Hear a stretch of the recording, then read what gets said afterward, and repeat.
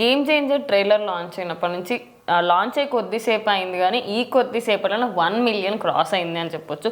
మరి దీంట్లో మీరు అబ్జర్వ్ చేసిన పాయింట్స్ ఏంటి? సో మీకు స్టోరీ ఎలా ఉండబోతుంది అనేది అర్థమైంది. సో ఖచ్చితంగా ట్రైలర్ అయితే వచ్చేసింది. ఎప్పుడెప్పుడు అని వెయిట్ చేస్తున్నారు. ట్రైలర్ అయితే వచ్చింది. దీంట్లో అసలు ముందు అంటే ఆర్సీ గారి లుక్స్, అంటే చరణ్ గారి లుక్స్ చూస్తుంటే ముందు ట్రైలర్ చూడాలా, లుక్స్ చూడాలా, ట్రైలర్ చూడాలా, లుక్స్ చూడాలా, ప్యారలల్గా ఏది అర్థం కావట్లా. ఫస్ట్ అందుకే నేను 2 సార్లు 3 సార్లు చూశాను. ఎందుకంటే ఫస్ట్ నాకు లుక్స్ మాత్రం కనబడతాయి. ఎందుకంటే అక్కడ మ్యాట్ ఏం వస్తుంది, బీజం ఏం వస్తుంది, అదంతా వినలేదు. సో వాటి కోసం అని చెప్పి నేను మళ్ళీ 2వ సారి 3వ సారి చూడటం జరిగిందనమాట.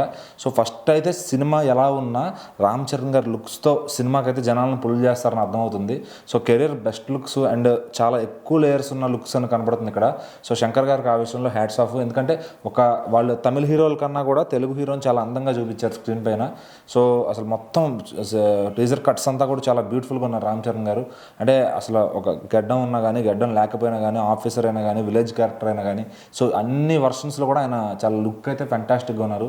సో ఇక్కడ కథ రివ్యూలు అయితే ఇక్కడ కూడా ఏం కనపడట్లేదు కానీ, సో క్లారిటీగా అయితే తండ్రి పాత్ర, కొడుకు పాత్ర క్లియర్గా తెలుస్తుంది. సో తండ్రి అలాగే శ్రీకాంత్ గారు, రామ్ చరణ్ గారు తండ్రి క్యారెక్టర్, శ్రీకాంత్ గారు కలిసి అభ్యుదయం అనే పార్టీ ఒకటి నడుపుతారు.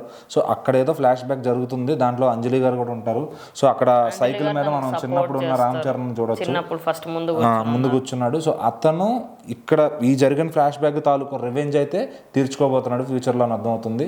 సో అది స్టూడెంట్గా, అలాగే ఒక పోలీస్ ఆఫీసర్, ఐపీఎస్గా, అలాగే ఐఏఎస్గా, అసలు ఒక్కడే ఉన్నాడా లేకపోతే ఇద్దరు క్యారెక్టర్స్ ఉన్నాయనే సస్పెన్స్ లో ఉంది ఇక్కడ. అండ్ ఇంకోటి అక్కడ మధ్యలో మనము రీసెంట్ టైమ్స్లలో ఏపీలో మనం చూసాం, ఎలక్షన్స్ అయినప్పుడు పోలింగ్ బూతుల్లోకి చొరబడి వాళ్ళు శంకర్ గారి సినిమా క్లియర్ గా చూపించారు ట్రైలర్ లోనే. శంకర్ గారు ఎప్పుడైతే సినిమాలు మొదలు పెట్టారో, చంద్రబాబు గారు ఎప్పుడైతే సీఎం గా మొదలయ్యారో అప్పటి నుంచి ఇలాంటి జరుగుతూ ఉంటాయి. శంకర్ గారు కూడా చూపిస్తూ ఉంటారు. బట్ ఏంటంటే ఇంకా బయట ప్రతి సెంటర్ లో, ప్రతి స్టేట్ లో జరిగేదే.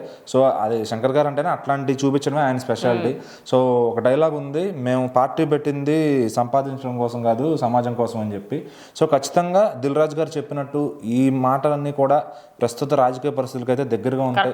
నాకు తెలిసి ఇటు జనసేన అభిమానులు కానీ, అటు తెలుగుదేశం అభిమానులు కానీ ఆకట్టుకునే సినిమా ఖచ్చితంగా అవుతుంది ఇది. సో అట్లానే ఇంకా ఆర్సీ కేరా పేరు కూడా చాలా ఫ్రెష్గా అనిపిస్తుంది.